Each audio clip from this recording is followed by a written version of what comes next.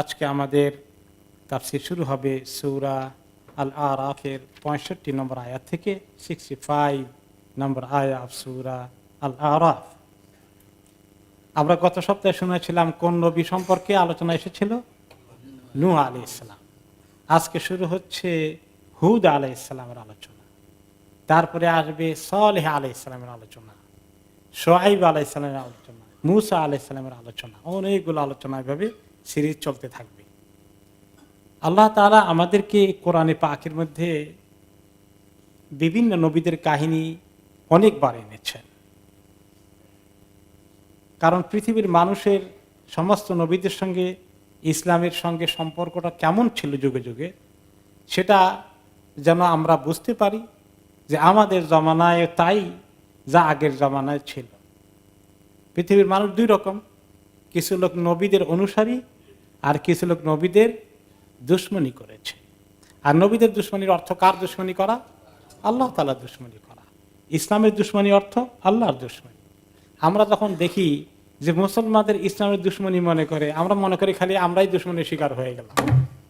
এই যে একটা অনুভূতি আমাদেরকে মাঝে মধ্যে কষ্ট দেয়, আল্লাহ তাআলা এই বাস্তবতাটাকে বোঝার জন্য বলেছেন যুগে যুগে সব সময় একই জিনিস হয়ে এসেছে এবং সমস্ত আম্বিয়া কেরাম এবং তাদের অনুসারী সহি তরিকায় অনুসরণ যারা করেছেন তারা সবসময় এরকম ডিফিকাল্টি ফেস করেছেন, এবং এটা আমাদেরকে ফেস করার জন্য মানসিক প্রস্তুতি রাখতে হবে। পরিস্থিতি প্রতিকূল চলে গেলে যেন মানুষ আল্লাহ তাআলার দ্বীনের ব্যাপারে তার সম্পর্কটা দুর্বল না হয়ে যায়, তাওয়াক্কুল না কমে যায়, সাহস ধৈর্য আস্থা যেন আল্লাহ তাআলার উপরে আমাদের থাকে। গত সপ্তাহে আমরা নূহ আলাইহিস সালামের আয়াতের মধ্যে সেখানে একটি ছিল যেটা এক সময় মেঘের কথা আলোচনা হয়েছিল, তাই না? যে মেঘকে ভারী করে আল্লাহ তাআলা নিয়ে আসেন, তারপরে সেই মেঘ থেকে হাত্তা ইদা আকালাত সাহাবান সিকারান সুকনাহু লিবালাদিন মাইয়িত, যখন এই ভারী মেঘটা যখন ভারী হয়ে যায় আমরা সেটাকে হাঁকিয়ে নিয়ে যাই কোনো মৃত দেশে। আমরা বলেছিলাম পান করা, তৃষ্ণার্ত পানি পান করানো হয়। আসলে সাকার দুটো অর্থ আছে, এটা হলো সাকা, এটা হলো সাকা। সাকা মানে পান করানো, আর সাকা মানে হাঁকিয়ে নিয়ে যাওয়া। এখানে পান করানোর অর্থ নয়, বরঞ্চ এখানে অর্থ হবে হাঁকিয়ে নিয়ে যাওয়া। এই জন্য আরবিতে বলা হয় সায়েক, যে গাড়ি চালক, ড্রাইভারকে কি বলে? সায়েক। যারা আরব দেশে ছিলেন তারা বলে সাওয়াক, তা আসলে অরিজিনালি সায়েক। তো এখানে সাকা পান করা নয়, বরঞ্চ সায়েক অর্থ আসবে যে তিনি এই মেঘকে এক জায়গায়, মেঘ আমরা দেখি মেঘ খালি এক জায়গায় বসে থাকে না চুপ করে, কোনো কোনো সময় বসে থাকে। তো অনেক সময় দেখি অনেক দৌড়াদৌড়ি চলছে, ওদিকে যাচ্ছে ওদিকে যাচ্ছে, তাই না? কে নিয়ে যায়, কোথায় নিয়ে যায়? আল্লাহ রাব্বুল আলামিন মেঘ তৈরি হলো হয়তো এক জায়গায় বৃষ্টি দেওয়ার জন্য, সেটাকে আরেক জায়গায় হাঁকিয়ে নিয়ে যাচ্ছে, এবং কোনো কোনো জায়গায় খুব দ্রুত গতিতেও যায়। তো এটাও আল্লাহ তাআলার কুদরত। এবং মেঘকে দ্রুত গতিতে হাঁকিয়ে নেওয়ার জন্য আল্লাহ তাআলা যে বড় ফেরেশতাকে দায়িত্ব দিয়েছেন, আবহাওয়া নিয়ন্ত্রণের দায়িত্ব আল্লাহর পক্ষ থেকে, কন্ট্রোলার অব দ্য ওয়েদার। কোন ফেরেশতা? মিকাঈল আলাইহিস সালাতু ওয়াস সালাম। তো তিনি এটাকে নিয়ন্ত্রণ করেন, আল্লাহ তাআলার পক্ষ থেকে হুকুম আসে কোথায় মেঘ দিতে হবে, বৃষ্টি দিতে হবে, তিনি পরিচালনা করে নিয়ে যান। এই অর্থটাই আসলে হবে, পান করার অর্থে নয়। এখন আমরা চলে আসি যে আজকে যেখানে আমরা শুরু করব 65 নম্বর আয়াতে, এখানে হুদ আলাইহিস সালামের কাহিনী শুরু হচ্ছে।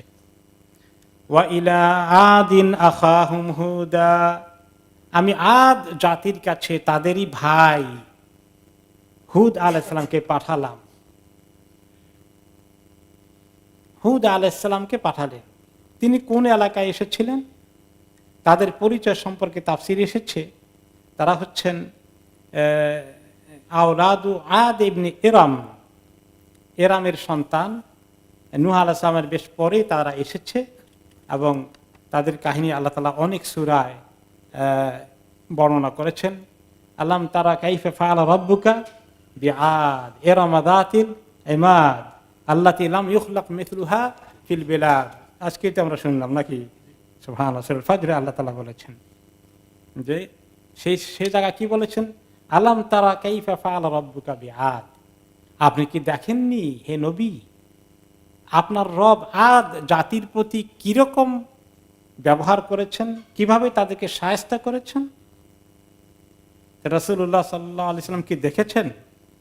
ওনার জামানায় হয়নি, তো আল্লাহ তাআলা দেখলেন বললেন কেন আপনি কি দেখেননি?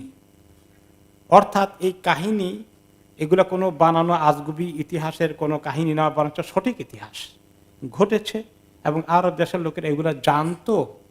কওমে আদ, কওমে সামুদ যে হালাক হয়েছে, এই কাহিনীটা আরব দেশের সবাই জানে এবং তাদের এলাকাতেই এটা হয়েছে। তাদের এলাকা কোথায় ছিল? ইয়ামান দেশে তাদের বসবাস ছিল এবং সেখানে এটা ছিল বাইনাল হাদরামাউত এবং ইয়াসকুনুনা বিল ইয়ামান বাইনা ওমান ও হাদরামাউত। ওমান এবং হাদরামাউত ইয়ামার একটি শহর, ওই এলাকার মাঝখানে তারা বসবাস করত। ওয়াকানু মা যালিকা কাদ ফাশাউ ফিল আরদ, সেখান থেকে তারা আশেপাশে জমিনের অনেক জায়গা দখল করে তাদের রাজত্ব এবং তাদের অধিকার এবং তাদের প্রভাব প্রতিপত্তি প্রতিষ্ঠা করে এবং তাদেরকে আল্লাহ তাআলা অনেক শক্তিশালী করেছেন। কাইফা ফাআলা রাব্বুকা বিআদ আল ইরামা যাতিল ইমাদ, তারা অনেক মজবুত করে ভিত্তি দিয়ে তারা বিল্ডিং বা প্যালেস বা ঘর বাড়ি বানাতে পারত এবং সেই জমানায় তাদের মতো নির্মাণ শিল্পে কেউ এত অগ্রসর হতে পারেনি। আলাম তারা কাইফা ফাআলা রাব্বুকা বিআদ ইরামা যাতিল ইমাদ আল্লাযিনা বানাউ আলাম তারা কাইফা ফাআলা রাব্বুকা বিআদ ইরামা যাতিল ইমাদ। তারপরে আয়াতটা হচ্ছে আল্লাযিনা বানাউ ফিল বিলাদ আল্লাতী লাম ইখলাক মিসলুহা ফিল বিলাদ। তার আগে তো কথা আছে, ওই আয়াতটা মিস করছেন কেন? আলাম তারা, হাফেজ সাহেব কি আছেন? আলাম তারা কাইফা ফাআলা রাব্বুকা বিআদ ইরামা যাতিল ইমাদ আল্লাতী লাম ইখলাক মিসলুহা ফিল বিলাদ। অন্য আয়াতে আসছে যে তারা কি করে বানিয়েছে, অনেক শক্ত করে বানিয়েছে। আতাবনুনা বিকুল্লি রিইন আয়াতান তা'বাসুন, তাহলে তাদের মতো করে আশেপাশের দেশে আর এরকম করে কেউ নির্মাণ শিল্পে অগ্রসর হতে পারেনি। মিসলুহা ফিল বিলাদ কোন দেশে ছিল না। তাদেরকে আল্লাহ তাআলা অনেক অ্যাডভান্স টেকনোলজি ওই সময় দিয়েছেন, কিভাবে পাহাড় পর্বত খোদাই করে তারা বড় ধরনের বাড়ি ঘর নির্মাণ করতে পারে, মজবুত পিলার দিয়ে অনেক বড় বড় ইমারত তারা নির্মাণ করত। ওই সময় এটা কারো কাছে ছিল না, শুধু তাদের হাতেই ছিল। এবং তারা গায়েও অনেক শক্তিশালী ছিল, তাদেরকে আল্লাহ তার সাইজও অনেক বড় করেছেন। তাদের সাইজটা অনেক বড় ছিল। فأما عاد فاستكبروا في الأرض بغير الحق وقالوا من أشد منا قوة। অন্য আয়াতে আল্লাহ তাআলা বলেছেন যে এমন এই যে আদ জাতি, তারা জমিনের মধ্যে অনেক গর্ব অহংকার করলো, দাপট দেখিয়ে বেড়ালো, বেগাইরুল হক, অন্যায় ভাবে।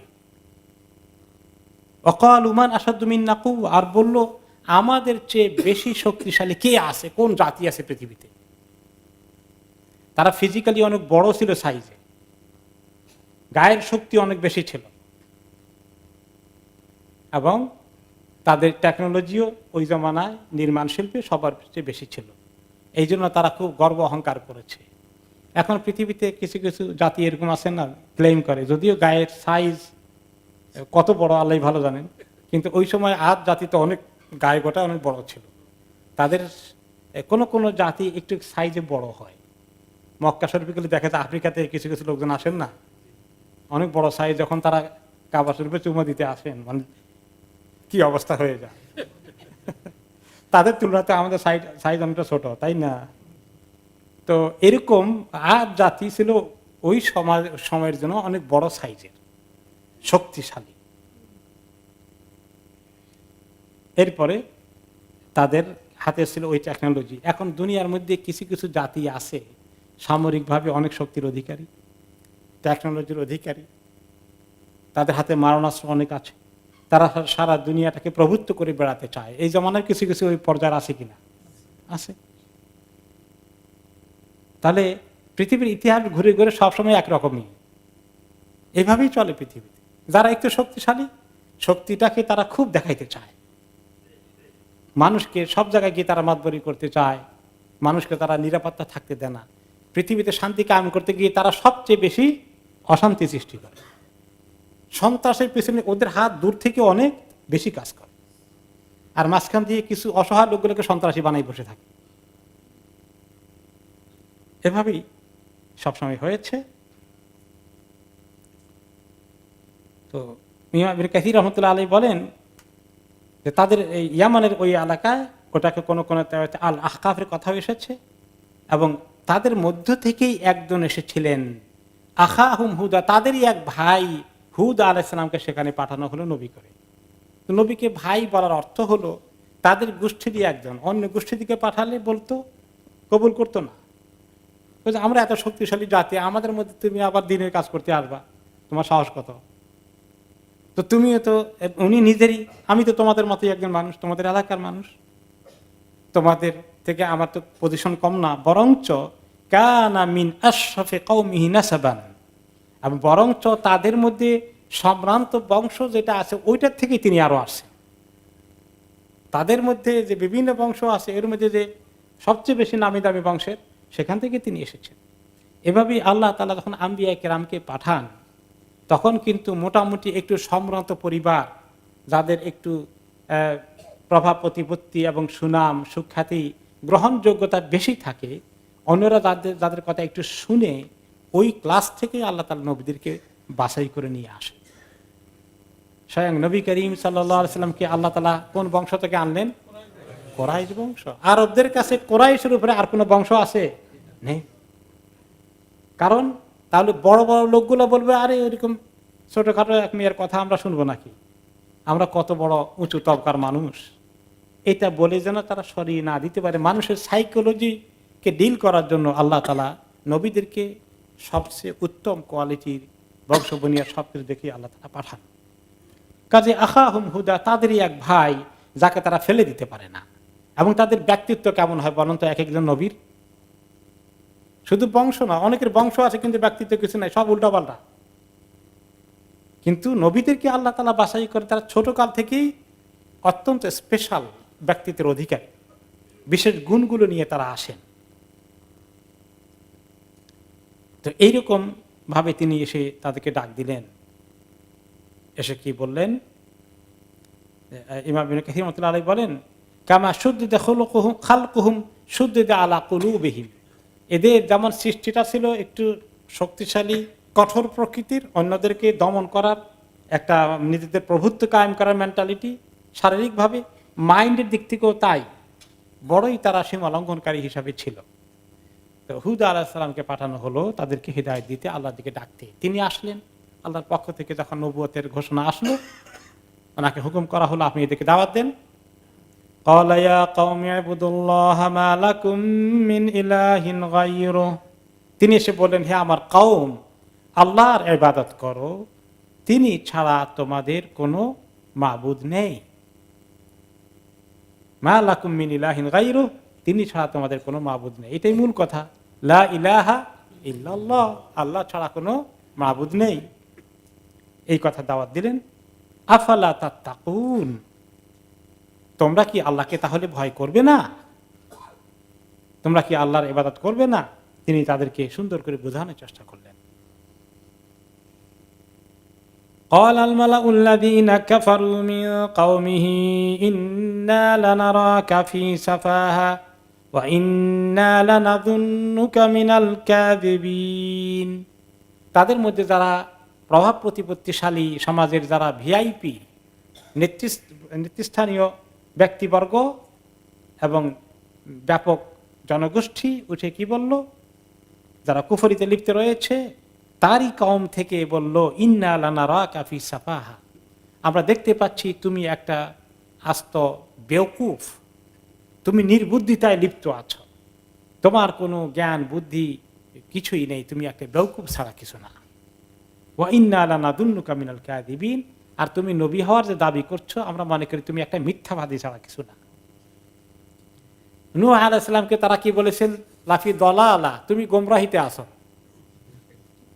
আর এই হুদ আলাইহিস সালামকে বলছে লাফি সাফাহা, হ্যাঁ, ইন্না লানারাকা ফি সাফাহা, তোমাকে দেখা যাচ্ছে নির্বুদ্ধিতায় লিপ্ত, আহাম্মক। আমরা এত জ্ঞান গরিমা এত বুদ্ধি দীপ্ত মানুষগুলোকে ইন্টেলেকচুয়াল লেভেলে কত উপরে আমরা আসি, তুমি আমাদেরকে কি ধরনের কথা বলছো? এক আল্লাহর দিকে ইবাদত যদি ডাকছো, এত জ্ঞান গরিমা শিখে আমরা এরকম তোমার কথায় কারো ইবাদত করতে পারি আমরা? আর তোমার নবীর দাবিদার, তোমাকে আল্লাহ পাঠিয়েছেন, এগুলো সব মিথ্যা কথা। এভাবেই আপনি দেখবেন ইনডাইরেক্টলি হোক আর ডাইরেক্টলি হোক, মুসলমানদেরকে তো বিভিন্ন দিক থেকে এভাবেই এমনভাবে প্রেজেন্ট করা হয় মনে হয় যেন তারা কিছুটা অসভ্য এবং বর্বর। এবং এরকম কিছু কেসও ঘটে এবং ঘটানো হয়, সাজানো হয়, মিডিয়াকে এগুলো খুব সাংঘাতিকভাবে হাইলাইট করার সুযোগ থাকে, যাতে মানে সভ্য জগতের সঙ্গে মনে হয় যেন মুসলমানদের কোনো মিল নেই, এমন একটা ভাবে কালার করার চেষ্টা হয়ে যাচ্ছে।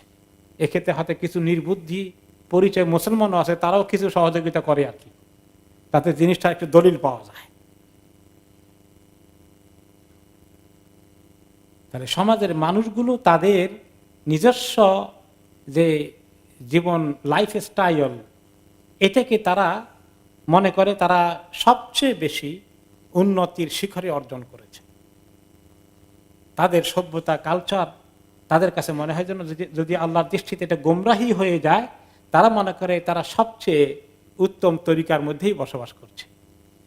কিন্তু অথচ সমস্ত এই উত্তম তরিকার নামে যা ঘটে, এখানে রয়েছে আল্লাহ তাআলার দুশমনী শুধু নয়, এখানে ইমোরালিটি থেকে শুরু করে মানুষের জীবনে চরিত্র শোধনের কোনো জায়গা নেই, নাপাকিতে পরিপূর্ণ হয়ে আছে। قال يا قوم ليس بي سفاهة ولكني رسول من رب العالمين। হে আমার কওম, তিনি বললেন আমি আসলে কোনো বোকামিতে নির্বুদ্ধিতায় আমি লিপ্ত নই, বরঞ্চ আমি কি তোমরা জানো আমি রব্বুল আলামিনের পক্ষ থেকে প্রেরিত একজন রাসূল। আল্লাহ তাআলা তোমাদের কল্যাণের জন্য আমাকে পাঠিয়েছেন, তোমাদের ফায়দার জন্য পাঠিয়েছেন। প্রত্যেক নবীকে আল্লাহ তাআলা মানব জাতির জন্য কল্যাণ হিসাবে পাঠান। আমাদের নবী করিম সাল্লাল্লাহু আলাইহি ওয়াসাল্লামকে আল্লাহ তাআলা কি বলেছেন? ওয়ামা আরসালনাকা ইল্লা রাহমাতাল লিল আলামিন, আমি আপনাকে পাঠিয়েছি মানব জাতির প্রতি রহমত স্বরূপ। ওনাকে অনুসরণ করলে মানুষের জীবন দুনিয়া আখিরাতে রহমতে ভরপুর হয়ে যাবে। তা আগে নবীরাও তো রহমত নিয়েই এসেছেন, মানুষের কল্যাণের জন্য পাঠানো হয়ে যায় তাদেরকে।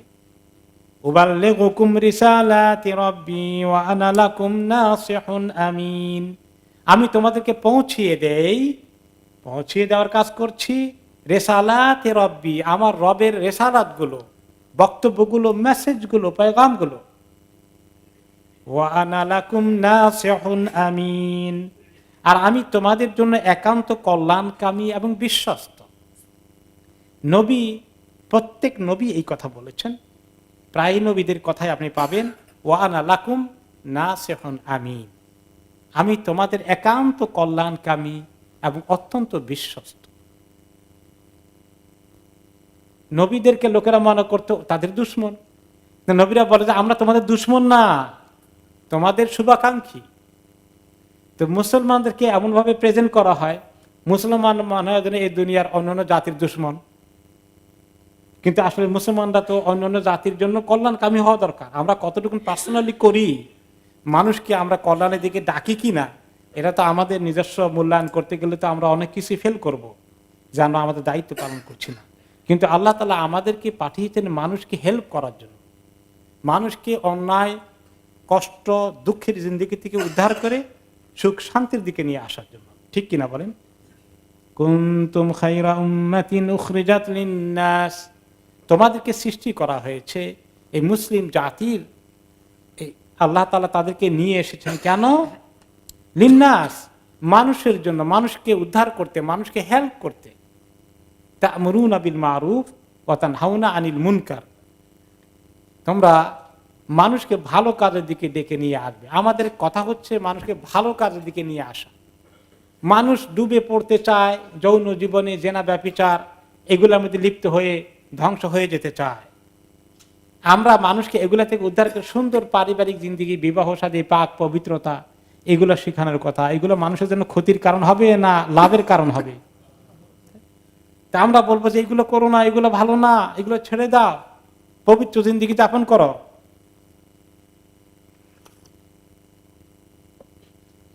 উখরিজাত লিন-নাস তা'মুরুনা বিল মারুফ, মানুষদেরকে ভালো কাজগুলো শেখানোর জন্য। আমরা দুনিয়ার মানুষকে, মুসলমানরা ভালো জিনিস বলার কথা, আমরা তো কারো কোনো ক্ষতির কথা বলবো না। ওয়া তানহাউনা আনিল মুনকার, আমরা যেটা নিষেধ করি সেটা তাদের ক্ষতির কারণ। ক্ষতি থেকে নিয়ে আসার জন্য, বাঁচানোর জন্য আমরা বলি ওগুলো করো না, এগুলোর মধ্যে দুনিয়া আখিরাতের ক্ষতি হবে। কিন্তু হয়তো মানুষ তার উল্টা বুঝে। প্রত্যেক নবী তাই করেছেন।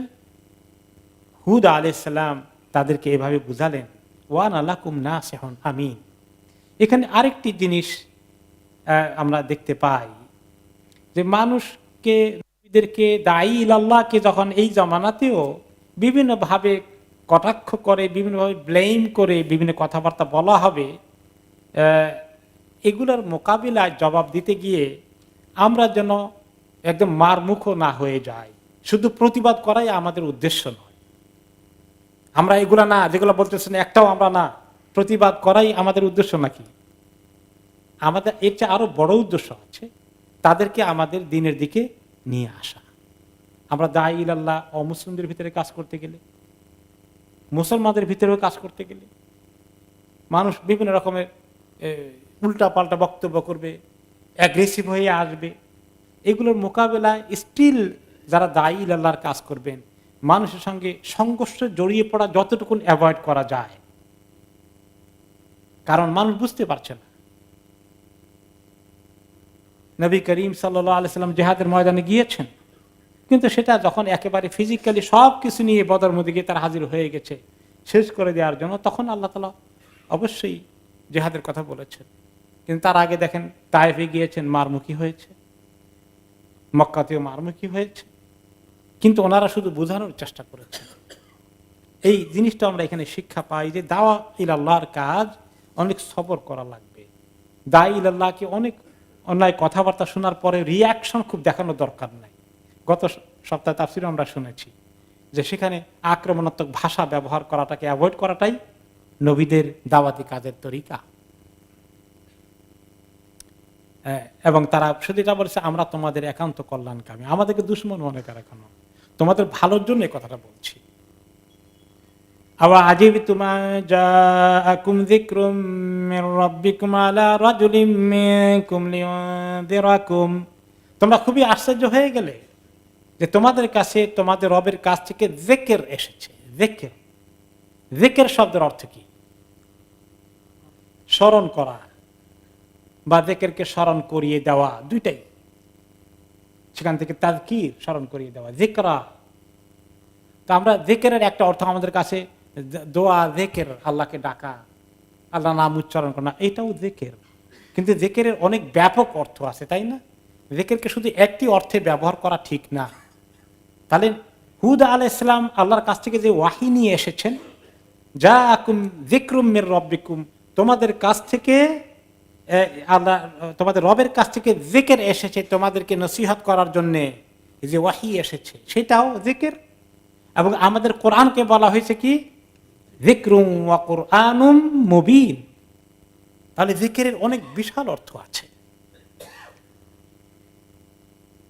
আলা রাজুলিম মিনকুম, তোমাদের মধ্য থেকে একজন লোককে এই যিকিরের দায়িত্ব দেওয়া হয়েছে, ওয়াহীর দায়িত্ব তাকে পৌঁছে দেওয়ার জন্য দেওয়া হয়েছে।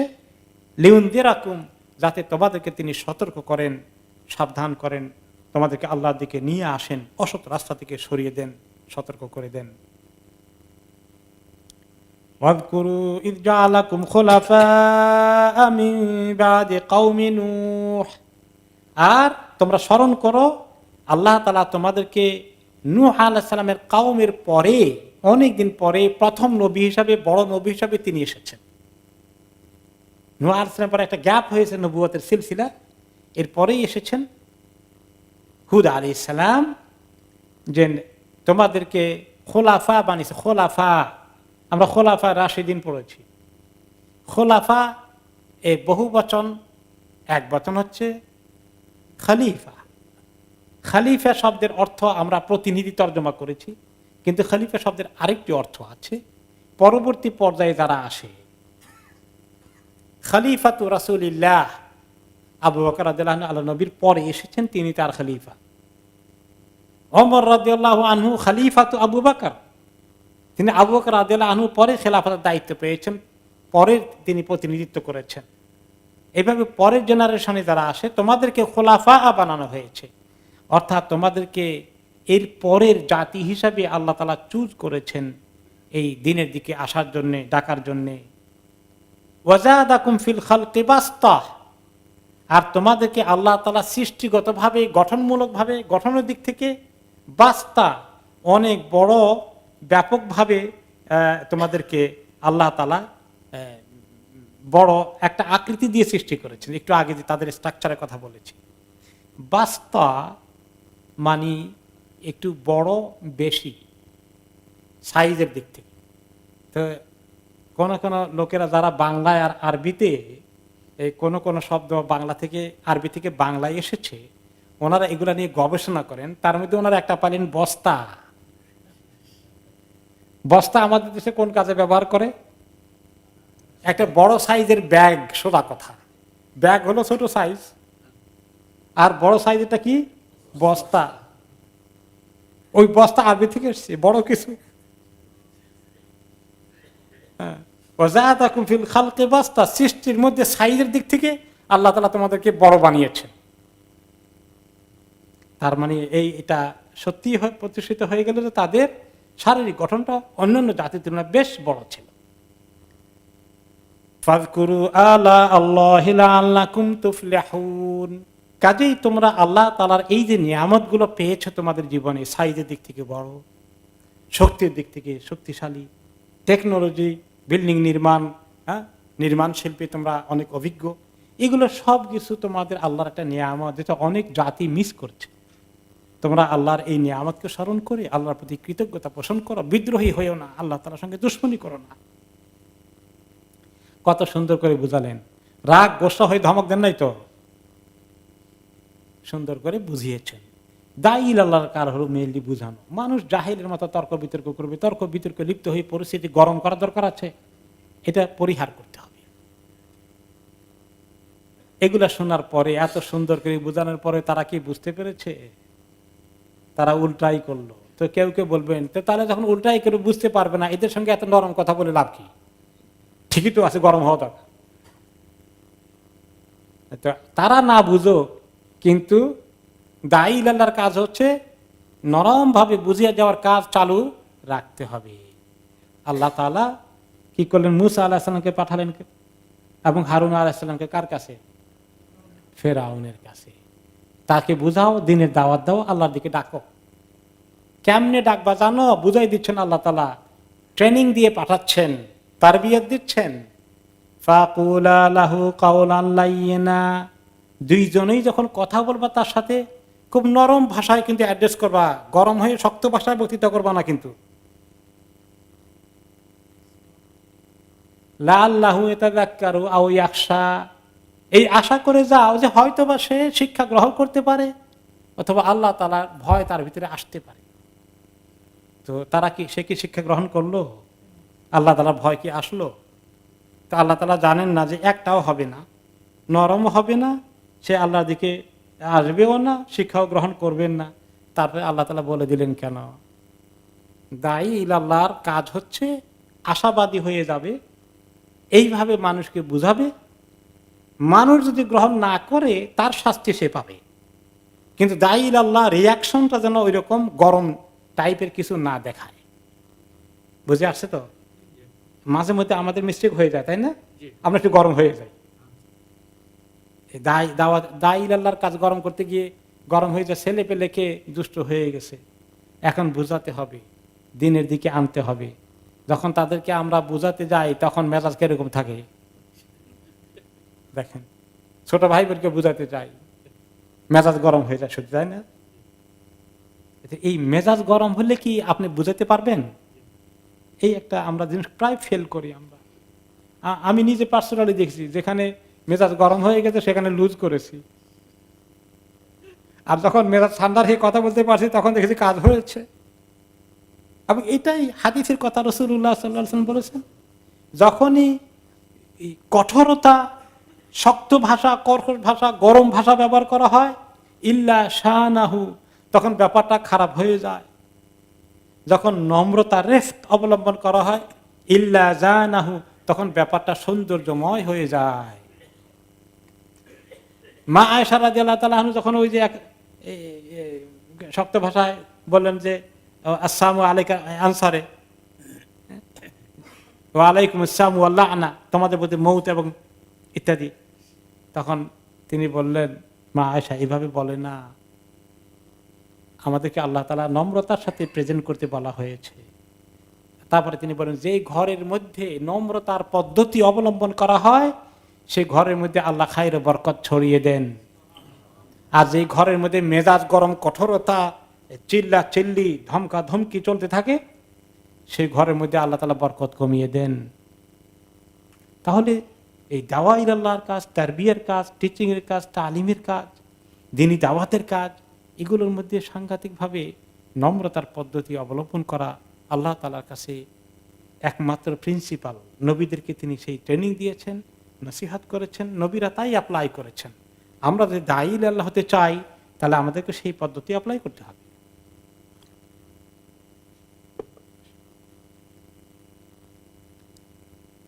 নূহ আলাইহিস সালাম, কোথায় ছিলাম, মুসা আলাইহিস সালামের কাছে ওনাকে পাঠালেন ফেরাউনের কাছে। আর সেই উপলক্ষে আরেকটা কাহিনী আপনাদেরকে বলেছিলাম বোধহয় আরেকদিন, to remind our self again. খলিফা মামুন, আব্বাসী খলিফা, কিছু বাদশাহীও তাদের মধ্যে আছে, ওই আগের মতো খোলাফা রাশেদের মতো তারা ছিলেন না, তারপরেও বর্তমান জামানার খলিফাদের থেকে ভালো ছিলেন, মুসলমানদের রুলারদের থেকে অনেক ভালো ছিলেন। তারপরেও একজন আলেম গিয়ে ওনাকে কিছু উল্টাপাল্টা নিয়ে খুব ভালো করে নসিহত করছেন। নসিহত করতে গিয়ে দায়ী বা আলেম সাহেব খুব গরম হয়ে গেছেন, আপনি খলিফা হয়ে এ সমস্ত কাজ করেন। তো তখন তিনি বললেন, শোনেন, আপনি যে আমাকে এত ধমক দিয়ে বলছেন, এত গরম হয়ে গেলেন, আপনি তো দাওয়া ইলাল্লাহর কাজ ঠিক মতো করলেন না, তরিকা। তিনি কি বললেন দেখেন, মুসা আলাইহিস সালামকে আল্লাহ তাআলা পাঠিয়েছেন কার কাছে? ফেরাউনের কাছে। আল্লাহ তাআলা বলে দিয়েছেন, এই নরম ভাষায় নসিহত করে দাওয়াত দিয়ে আসবা। আর আপনি কি মুসা আলাইহিস সালাম থেকে বেশি ভালো হয়ে গেছেন? আর আমি কি ফেরাউন থেকে বেশি খারাপ হয়ে গেছি? এত শক্ত ভাষা আমাকে বলছেন। তখন আলেম সাহেব ভেবাচাকা খেয়ে গেলেন, না আসলে তো হি ইজ রাইট। তিনি এভাবেই বললেন, বললেন তোমরা যদি আল্লাহর এই নিয়ামতগুলোকে স্বীকার করো, মেনে নাও, ফাযকুরু আলা আল্লাহ, কত নিয়ামত আল্লাহ তাআলা তোমাদের হাতে তুলে দিলেন, লাআল্লাকুম তুফলিহুন, এগুলা স্বীকার করে আল্লাহকে মানো, আশা করা যায় তোমরা কামিয়াব হয়ে যাবে, তোমাদের দুনিয়া আখিরাতের কামিয়াবি নিশ্চিত হয়ে যাবে। আল্লাহ তাআলা যারা দ্বীনের দিকে আসেন তাদেরকে কি বলেছেন? আউলাইকা হুমুল মুফলিহুন, এরাই কামিয়াব। এই কামিয়াবের দিকে ডাকার জন্যই পৃথিবীর মানুষগুলোকে আমরা কামিয়াবের দিকে ডাকতে চাই মুসলমানরা। আমাদের এটাই দায়িত্ব। আমরা কল্যাণের জাতি, আমরা কোনো জাতির অকল্যাণ চাই না। যেখানে বসবাস করি আমাদের আশেপাশের লোকগুলো যেন আমাদের কাছ থেকে এই মেসেজই পায় যে মুসলমানদের উপস্থিতি এই সমস্ত দেশে কল্যাণের কারণ, তাদের উপস্থিতি কোনো অকল্যাণের কারণ নয়। এভাবে আমরা আমাদের দ্বীন ইসলামের পরিচয় এবং দাওয়াত তুলে ধরার কথা, আমরা কতটুকু সেটা ধরে রাখতে পেরেছি, এটা আমাদের আত্মসমালোচনার বিষয়। যাই হোক, তাদের রিয়াকশন কি হলো? ক্বালু আজিতানা লিনাবুদাল্লাহা ওয়াহদাহ ওয়া নাযারা মা কানা ইয়াবুদু আবাউনা।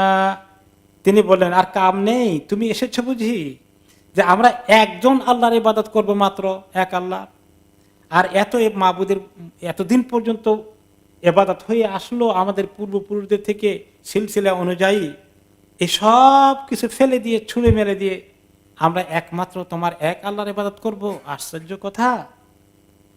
এইটা তো কোনো রকমই অ্যাকসেপ্ট করা যায় না। এই কথা সকল যুগে সকল নবীদেরকেই বলা হয়েছে। যখন নবী করিম সাল্লাল্লাহু আলাইহি সাল্লাম দাওয়াত দিলেন, তখন তারা একই কথা বলল, যে আজালাল আলিহাতা ইলাহা ওয়াহিদা ইন্না হাযা লাশাইউন উজাব। বলে কি মুহাম্মদ সমস্ত মাবুদ বাদ দিয়ে এক মাবুদ বানিয়েছে? এটা বড় আশ্চর্য কথা, কেউ তো কোনোদিন আমরা এটা শুনিনি। তো এই প্রতিষ্ঠিত বদ ইমান আকিদা, তাদের বিভ্রান্ত আকিদা, তাদের কাছে মনে হয়েছে ওইটাই রাইট, আর সহি আকিদা মনে হয়েছে কি গলত। আজকেও যারা বেদাত এবং শিরক যাদের আলোচনার বিষয়বস্তু, তারা সুন্নাত এবং তাওহীদকে এভাবেই তারা বলে এগুলা বাতিল ফেরকা।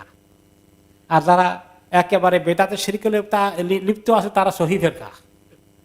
এই উল্টা পৃথিবীতে চলতেই থাকে।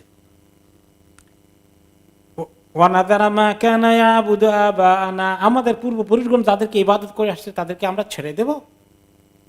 এখন আপনি যদি বলেন বাংলাদেশে অনেক মুসলিম দেশে কি পরিমাণ মানুষ বিভিন্ন মাজার কেন্দ্রিক তাদের ইবাদতের কারখানা বসে আছে, যদি বলেন যে এই সমস্ত মাবুদের হাতে কোনো ক্ষমতা নাই, সমস্ত ক্ষমতা কার হাতে? আল্লাহর হাতে। এদের জন্য কবর জিয়ারতের বাইরে আর কিছু নাই, এদের জন্য কোনো ওরস নাই, এদের জন্য কোনো শামিয়ানা টাঙ্গাইতে হবে না, কোনো মোমবাতি জ্বালাতে হবে না, তাদের হাতে কোনো পাওয়ার নাই, তাহলে কি বলবে? আমাদের এত দামি দামি, এত মূল্যবান, এত ক্ষমতাওয়ালা, এত বুজুর্গ, এদেরকে ছেড়ে দিতে বলছো? তোমরা কত বড় বেয়াদব! তোমরা অলি আউলিয়ার কোনো ইহতিরাম করো না, তাদের তোমরা কোনো কিছু তোমরা জানো না, চিনো না, তাদের মারাপিতের শক্তি বলে তোমরা স্বীকৃতি দাও না। এই দেখেন তো কিভাবে মিলছে। ফাতিনা বিমা তাইদুনা ইন কুনতা মিনাস সাদিকিন। তাহলে তিনি আরো বললেন, যদি তোমরা আল্লাহর হুকুমে না মানো তাহলে কিন্তু তোমাদের প্রতি আল্লাহ তাআলা রাগ গোসা হয়ে গেলে এমন আযাব আসবে যেটা তোমাদের জন্য ক্ষতির কারণ হয়ে যাবে। আল্লাহ তাআলা আযাব দিলে কিন্তু একদম তোমরা কিছুতেই কারো রক্ষা হবে না। অনেকদিন বুঝালেন, একবার দুইবার নয়, বহুদিন পর্যন্ত। নূহ আলাইহিস সালাম কতদিন বুঝিয়েছেন? 950।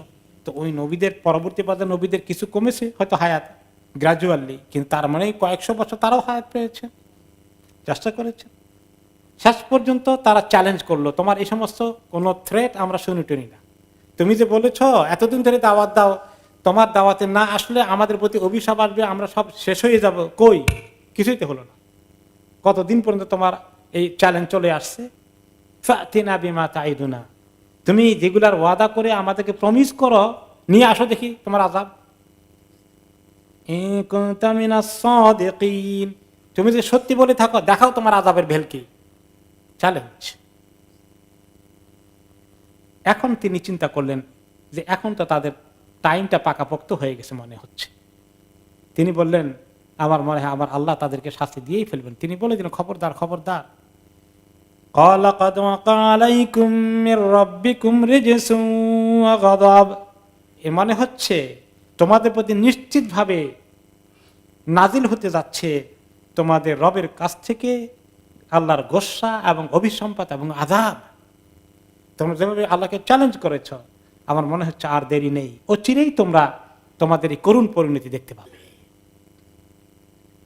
আতুজাদিলুনানি ফি আসমাইন সাম্মাইতুমুহা আনতুম আবাউকুম।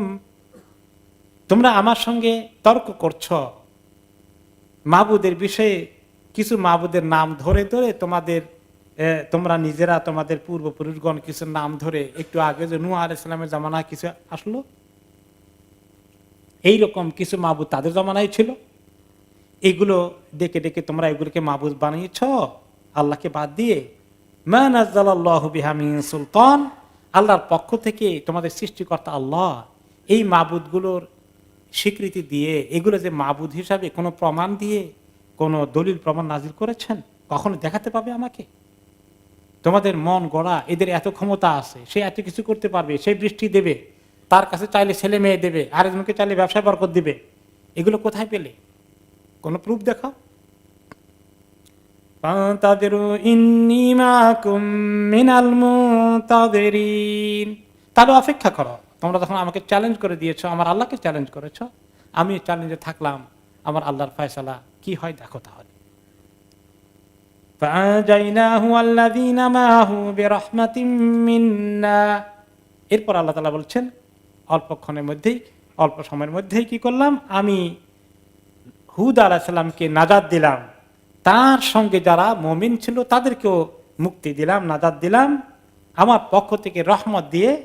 ওয়া কাতানা, আর কেটে দিলাম, দাবিরাল্লাযীনা কাযযাবু বিআয়াতিনা ওয়া মা কানু মুমিনিন, কেটে দিলাম জড় শিকড় ওই লোকদের যারা আমার আয়াতকে মিথ্যা বলে উড়িয়ে দিল, মানতে অস্বীকার করলো, এবং যারা কখনো মুমিন হতে চায়নি তাদেরকে আমি সমূলে উৎপাটিত করে দিলাম।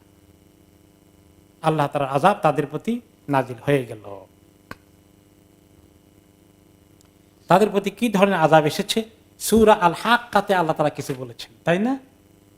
সূরা আল হাক্কাতে আল্লাহ তাআলা বলেছেন, ওয়া আম্মা আদুন ফাউহলিকু বিরিহিন সারসারিন আতিয়া, আদ জাতি তারা হালাক হয়ে গেল এমন একটি প্রচন্ড বেগের তুফান যেটা ছিল সরসরিন এবং আতিয়া। সরসর অর্থ হলো যেটা আমাদের ব্যাপক আওয়াজ ছিল। তুফান যখন খুব জোরে হয় আমরা শুনি শোঁ শোঁ শব্দ, তাই না? তো এই শোঁ শোঁ শব্দ আমাদের জমানায় মাঝে মধ্যে বিভিন্ন জায়গায় হয়েছে, সুনামি টুনামির মধ্যেও কিছু দেখা গিয়েছে কিরকম আওয়াজ, যে আওয়াজে মানুষের কলজা উল্টে যায়, ভয় পেয়ে যায়। তাদের সময়ের আওয়াজটা কিন্তু এইরকম আওয়াজ ছিল না, তার চেয়ে অনেক বেশি ছিল। আতিয়া যেটা মানে প্রচন্ড শক্তিশালী। সাখখারাহা আলাইহিম সাবআ লায়ালিন ওয়া সামানিয়াতা আইয়ামিন হুসুমা, এবং এই তুফানটা, ওই স্টর্ম কতদিন ছিল জানেন? 7 রাত 8 দিন। 7 রাত 8 দিন। তো রাত আগে হয়েছে কেন, দিন পরে হলো কেন? আর আরবি হিসাবে তো রাত আগে আসে, 1 নম্বর। 2 নম্বর হলো তুফানটা শুরু হয়েছে কোন সময়? রাতের বেলায়। রাতের বেলা মানে সন্ধ্যার দিকে শুরু হয়েছে, অন্ধকার ঘনিয়ে এসছে তখন। আর যখন এমনিতে অন্ধকার থাকে রাতের বেলা, আবার যদি তুফানের অন্ধকার হয় তখন তো মুসিবতটা আরো বড় হয় না ছোট হয়?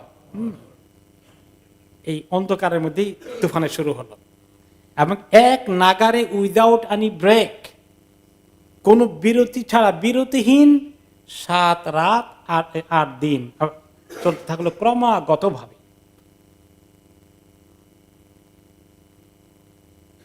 ক্রমাগতভাবে চলতে থাকলো।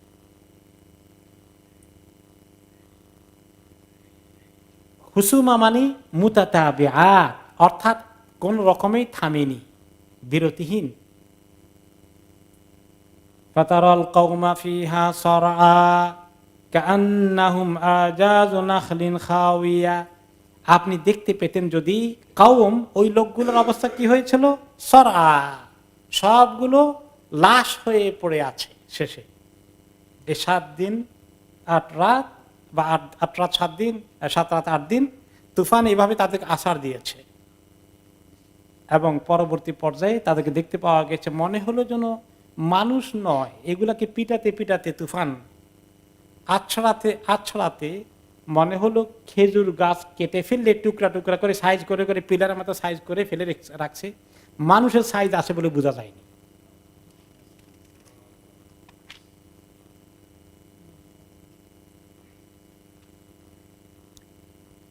এবং তাফসিরে এসেছে যে আল্লাহ তাআলা তাদেরকে যখন আযাবটা দেন তখন তার এটা উপরে উঠায় নিচে নামায় তাদেরকে এভাবে। বাতাস যখন জোরে আসে মানুষ কি দাঁড়িয়ে থাকতে পারে? মনে হচ্ছে উড়িয়ে নিয়ে যায়, কত বড় লরিকে কাত করে ফেলে দেয়, এবং মাঝে মধ্যে মানুষকে ছো মেরে মারা যেন নিয়ে গেল। আর ওইটা কত পাওয়ারফুল, কয়েকশো কয়েক হাজার গুণ পাওয়ার বর্তমান জামানার মোস্ট পাওয়ারফুল তুফান থেকেও। তাদের মাথাগুলোকে উপরের দিকে নিচের দিকে নিয়ে পা গুলোকে উপরের দিকে উঠিয়ে আল্লাহ তাআলা এরকম করে তাদেরকে আছাড় দিয়েছেন এবং মাথা থেতলে গেছে। পরবর্তী পর্যায়ে থেতলাতে থেতলাতে মাথা ঘাড় থেকে আলাদা হয়ে গেছে। কোথায় মাথা চলে গেছে গুনাহ হয়ে, আর বডির এতটুকুন পড়ে আছে এবং সেটারও হাত পা এমনভাবে হয়ে গেছে মনে হয় যেন খেজুরের কাটা গোড়া পড়ে আছে। সেই খবরই আল্লাহ তাআলা সূরা আল হাক্কাতে দিয়েছেন। ফাতারা আল কওমা ফিহা সরআ, লোকগুলোকে দেখতে পাবেন লাশ হয়ে পড়ে কিভাবে আছে, কাআন্নাহুম আ'জাজু নাখলিন খাওয়িয়া। নাখল হলো খেজুর গাছ, আ'জাজ খেজুর গাছের কাণ্ড, এই যে কাণ্ডটা গাছের, খাওয়িয়া খালি, যেটার মধ্যে মাথা টাথা নাই, মাথা কোথায় চলে গেছে, গুনাহ হয়ে শেষ। আল্লাহ তাআলা তাদেরকে যখন শাস্তি দেন, এই শাস্তি আসার আগে তাদেরকে আল্লাহ তাআলা কি দেখালেন, তাদেরকে শক্তি তারা বেশি দাবি করেছিল, তাই না? মান আসাদ্দু মিন্না কুওয়া, অন্য জায়গায় আয়াতে তারা বলেছে, অন্য আয়াতে তারা কি বলেছে, মান আসাদ্দু মিন্না কুওয়া, আমাদের চেয়ে বড় বেশি শক্তিশালী জাতি আর কোন জাতি আছে? ওই যে শক্তির বড়াই বেশি করেছে, আল্লাহ তাআলা 7 রাত 8 দিন আছাড় দিয়ে দিয়ে শক্তি আছে কদ্দুর ওটা দেখাচ্ছেন আর আছাড় দিয়েছেন। তা না হলে তো একদিনেই তো শেষ হয়ে যেতে পারে। এতদিন রাখলেন কেন আল্লাহ তাআলা? তাদের শক্তি দিয়ে তারা লড়াই করুক আল্লাহ তাআলার সাথে। যেই জাতি যে জিনিসের অহংকার করে, যে মানুষ যে জিনিসের অহংকার করে, বড়াই করে, যে জিনিসকে ব্যবহার করে, সীমালঙ্ঘন করে, ওই জিনিস দিয়ে আল্লাহ তাকে শাস্তি দেন। ওই জিনিস দিয়ে আল্লাহ তাআলা তাকে শাস্তি দেন। তো পৃথিবীতে এখনো জুলুম চলে, মাঝে মধ্যে আল্লাহর শাস্তি আসে, কিন্তু আমরা দেখতে পাই যে যাদের উপরে শাস্তি আসে তারাও রিয়েলাইজ করে না, যারা চলে যায় হয়তো তারা রিয়েলাইজ করে, কিন্তু অন্য যারা দেখে তারা সেখান থেকে কোনো শিক্ষা নেয় না। এখনো কিন্তু কওমে আদ, কওমে সামুদের ইতিহাস আছে, এখনো কওমে লূত আলাইহিস সালামের ইতিহাস আছে। অনেকে দেখতে যান জর্ডানে, ডেড সি আল বাহরুল মাইয়িত, সেটা লূত আলাইহিস সালামের কওম। দেখতে গিয়ে মানুষে সেখানে ট্যুরিজমের বিভিন্ন হোটেল আছে, বিভিন্ন মুনকারের ব্যবসা সেখানে বসিয়ে রাখানো হয়েছে, শিক্ষা নেয় না। এখন এই যে জুলুম চলছে বিভিন্ন জায়গায়, সীমালঙ্ঘন চলছে, তো অন্যান্য জায়গায় এগুলো যখন চলে আমাদের মনে আসে এই যে বারবার মুসলমানদের উপরে কি কষ্ট যাচ্ছে, তাই না? কি জুলুমটা করছে তাদেরকে।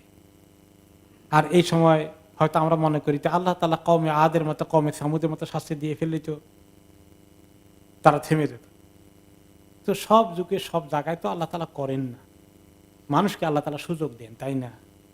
তো সবাইকে যদি মেরেই ফেলেন তো আল্লাহ তাআলা দুনিয়াতে পরীক্ষা করার, চালানোর, গোমরাহি করলেই শেষ করে দিবেন। তো আল্লাহ তাআলা দুনিয়ার সিস্টেম চালানোর যে একটা সিস্টেম আছে, এটা তো তাহলে আর ওয়ার্ক করলো না। মাঝে মধ্যে আল্লাহ তাআলা দেখান এবং অন্যদের জন্য শিক্ষণীয় হিসাবে রেখে দেন, বাকিদের সেখান থেকে শিক্ষা নেওয়া উচিত। কিন্তু আমরা দেখতে পাই যে অনেক জাতি শিক্ষা নেয় না এবং সীমা লঙ্ঘন করে, মজলুমের উপরে, অসহায়ের উপরে জুলুম চালাতে থাকে। সুবহানাল্লাহ। আমাকে একজন বললেন, মিডিয়ায় আসছে, যে অসহায় মানুষগুলো, তাদের মেইন টার্গেট হলো যে বার্মাতে বিভিন্ন গ্রামে গিয়ে অসহায় মানুষগুলোর উপরে যে পুরুষগুলো থাকলে, পুরুষগুলো তাদের মেইন টার্গেট, তাদেরকে হত্যা করে ফেলে। তারা মনে করে এরা চ্যালেঞ্জ।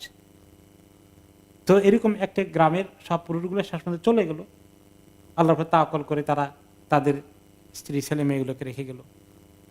একটু বালক পর্যায়ের ছেলেরা, পুরুষ সবাই চলে গেল, আর ওরা এসে মহিলাদের উপরে সমানে নির্যাতন শুরু করে দিল, অসহায় বালিকাদের উপর নির্যাতন। আমাকে একজন বললেন যে এদের কেউ পালিয়ে পুলিয়ে কোনো রকমের যারা নৌকা টৌকায় করে বাংলাদেশে এসে উঠে, সেখানে বাংলাদেশের সন্ত্রাসীরা এদের উপরে নির্যাতন করে, অসহায় মেয়েদের উপরে। মানে কি অভিশাপের দিকে যে আমাদের দেশটা যাচ্ছে, মানে চিন্তা করতে পারি না। এত আল্লাহর গজবকে ডেকে নিয়ে আসছে। আমাদের পাশের দেশে এত নির্যাতন হচ্ছে, আমরা কিছুই করতে পারলাম না, এত দুর্ভাগা আমরা। হাসবুনাল্লাহু ওয়া নি'মাল ওয়াকিল, নি'মাল ওয়ালা ওয়া নি'মান নাসির। আল্লাহুম্মা আলাইকা তাওয়াক্কালনা ওয়া ইলাইকা আনাবনা ওয়া ইলাইকাল মাসির। জাযাকুমুল্লাহু খাইরান।